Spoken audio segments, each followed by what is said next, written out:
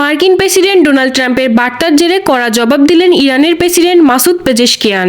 শনিবার তিনি বলেন ইরান কখনোই আত্মসমর্পণ করবে না।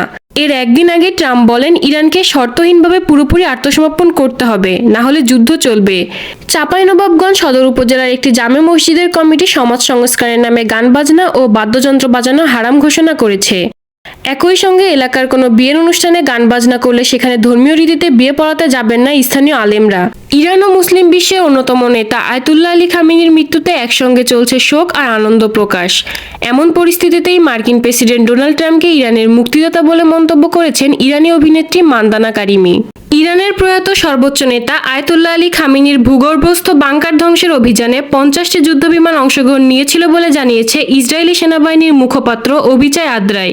দ্বিতীয় বিশ্বযুদ্ধের পর এই প্রথম কোনো মার্কিন নৌবাহিনীর সাবমেরিন থেকে ছোড়া টর্পেডোর আঘাতে প্রতিপক্ষের এক শক্তিশালী যুদ্ধজাহাজ ধ্বংস হওয়ার ঘটনা ঘটেছে।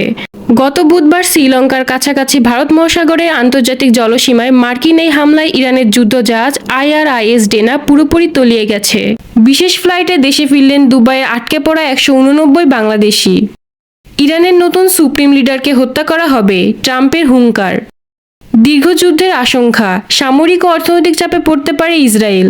সিরাজগঞ্জের কামারখণ্ডে 3 ফসলি জমিতে প্রথমবারের মতো বাণিজ্যিকভাবে তামাকের আবাদ হচ্ছে।